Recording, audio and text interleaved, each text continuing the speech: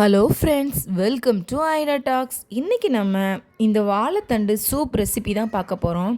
இது ரொம்ப ஹெல்த்தியான ட்ரெடிஷ்னல் ரெசிபி. சவுத் சைட்லலாம் இது நிறைய பண்ணுவாங்க. நமக்கெலாம் இது ஃப்ரீயாகவே கிடைக்கும் முந்தி, ஆனால் இப்போ அப்படி இல்லை. இந்த ஒரு வாழைத்தண்டோட ப்ரைஸ் வந்து 20 ருபீஸ். நம்ம வீட்டில் பண்ணி குடித்தோன்னா இதில் ஒரு 5 to 6 மெம்பர்ஸ் கிட்டே குடிக்கலாம். இதே நம்ம ஷாப்பில் போய் சூப் குடித்தோன்னா மேபி ஐ திங்க் ஒரு சூப்போட ப்ரைஸே 20 ருபீஸ் 25 ருபீஸ் இருக்குன்னு நினைக்கிறேன். யாராவது ஷாப்பில் போய் இது சூப் குடிச்சிருந்தீங்கன்னா கமெண்ட் பண்ணுங்கள் அதோடய ப்ரைஸ் எவ்வளோ இருக்குன்ட்டு. இப்போது இந்த வாழைத்தண்டை வந்து ரவுண்டாக கட் பண்ணுறதை விட இப்படி ஸ்லைட்டாக மேலேருந்து கீழே கட் பண்ணிங்கன்னா கொஞ்சம் கட் பண்ணுறதுக்கு ஈஸியாக இருந்தது. இந்த வாழைத்தண்டு கொஞ்சம் இளம் வாழைத்தண்டுன்னு நினைக்கிறேன். ஸோ அதனால் ரொம்ப அந்த நரம்பு வந்து இல்லை, கொஞ்சம் கம்மியாக தான் இருந்துச்சு. அண்ட் தென் நம்ம வந்து சூப் தான் பண்ண போகிறோம். ஸோ அதை வந்து மைண்ட் பண்ணணும்னு தேவையில்லை. இப்போ பொரியல் பண்ணுறதா இருந்தால் குட்டி குட்டியாக இருந்தால் கூட நம்ம எடுத்துகிட்டே பண்ணுற மாதிரி இருக்கும். இது சூப்னால் நம்ம வந்து பாயில் தான் பண்ண போகிறோம். ஸோ அதனால் அது நோ ப்ராப்ளம். நம்ம அப்படியே கட் பண்ணிட்டு தண்ணி அல்லது மோரில் போட்டு வைக்கலாம். எதுக்குன்னா அது வாழைத்தண்டோட கலர் வந்து சேஞ்ச் ஆகாமல் அந்த மாதிரி அப்படியே இருக்கிறதுக்காண்டி மட்டும்தான் நம்ம தண்ணியில் போட்டு வைக்கிறோம்.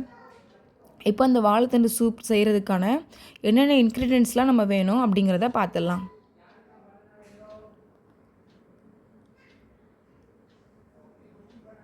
இஞ்சி, மிளகு, ஜீரகம், கருவேப்பிலை, 5-6 சின்ன வெங்காயம், அப்புறம் ஒரு 5-6 வெள்ளைப்பூண்டு பல், அப்புறமா ஃபைனலி போடுறதுக்கு மல்லி இலை, தென் மஞ்சள் பொடி லைட்டாக அந்த கலருக்காண்டி போடுறோம். உப்பு வந்து தேவையான அளவு எடுத்துக்கோங்க. இவ்வளோ தான் நம்ம சூப் செய்கிறதுக்கு தேவையான இது. இப்போது நம்ம இருக்கிற எல்லா இன்க்ரீடியன்ஸையும் ஒன் பை ஒன்னாக இடித்து சேர்த்துக்கலாம். இப்போ நம்ம முழுசாக போட்டோன்னா அந்தளவுக்கு ஃப்ராக்ரன்ஸ் இருக்காது. இப்போ நம்ம அதை ஸ்மாஷ் பண்ணி போடுறதுனால அதோட சாறு எல்லாம் நல்லா அதில் உள்ளே இறங்கும். ஸ்மெல்லும் சூப்பராக இருக்கும். லைக் இது வந்து வாழைத்தண்டு சூப்புங்கிறத விட லைக் மட்டன் சூப் பண்ணால் எப்படி இருக்கும் அந்த மாதிரி தான். ஆக்சுவலி நான் எல்லா சூப்புக்கும் இதே பேஸ் தான் நான் பண்ணுவேன். இப்போ நம்ம இதில் வாழைத்தண்டு போடுறதுனால வாழைத்தண்டு போடுறோம். மேபி நான்வெஜ் ஏதாவது பண்ணோம்னா நான்வெஜ், மட்டனா சிக்கனா, இப்போ மேபி கிராப்ஸு எதுவாக இருந்தாலும் சரி, இந்த மாதிரி நீங்கள் இந்த இன்க்ரீடியன்ஸை எல்லாத்துக்குமே நம்ம யூஸ் பண்ணிக்கலாம். சேம் ப்ராசஸ் தான். அப்படியே எல்லாத்தையுமே இடித்து பவுலில் எடுத்து வச்சுக்கலாம். மிளகும் ஜீரகம் தான் இதில் ரொம்ப நம்மளுக்கு ஃப்ராக்ரன்ஸ் டேஸ்ட் கொடுக்குறதே. கொஞ்சமாக எண்ணெய் ஊற்றினா போதும். நான் கோகோனட் ஆயில் தான் ஊற்றிருக்கேன். இடித்து வச்ச வெங்காயம், வெள்ளைப்பூண்டு, இஞ்சி அந்த 3ஐயும் ஃபஸ்ட்டு ஆயிலில் போட்டுக்கலாம். கொஞ்சம் லைட்டாக அந்த கலர் போகிற மாதிரி கோல்டன் ப்ரௌன் ஆனதுக்கப்புறமா திருப்பி மிளகும் ஜீரகமும் இடித்து வச்சோம்ல அதை போட்டுக்கிறோம்.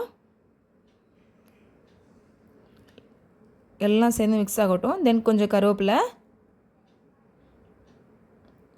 கொஞ்சம் நல்லா கிண்டி விட்டுக்கோங்க. அப்போ தான் கொஞ்சம் அடி பிடிக்காமல் இருக்கும். அதுக்காண்டி தான்.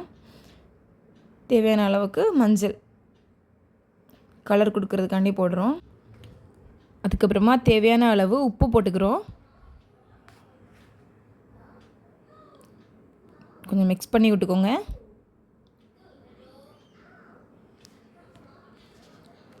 அப்புறமா நம்ம வாழைத்தண்டை எல்லாத்தையுமே நம்ம உள்ளே சேர்த்துற வேண்டியதான். இந்த வாழைத்தண்டு சூப்பை குடிக்கிறதுனால நம்ம பாடிக்கு ஃபைபர், விட்டமின், மினரல்ஸ், அப்புறம் வாட்டர் கண்டென்ட், அதுக்கப்புறமா நம்மளோட கிட்னி சம்மந்தமான எல்லா பிரச்சனைக்கும் இது ஒரு நல்ல ஒரு சப்போர்ட்டிவாக இருக்கும். Weekly once R monthly thrice ஆகுது கண்டிப்பாக நம்ம இதை எடுத்துக்கிட்டோன்னா நம்ம ஹெல்த்தியான லைஃபுக்கு கொஞ்சம் ஹெல்ப்ஃபுல்லாக இருக்கும்.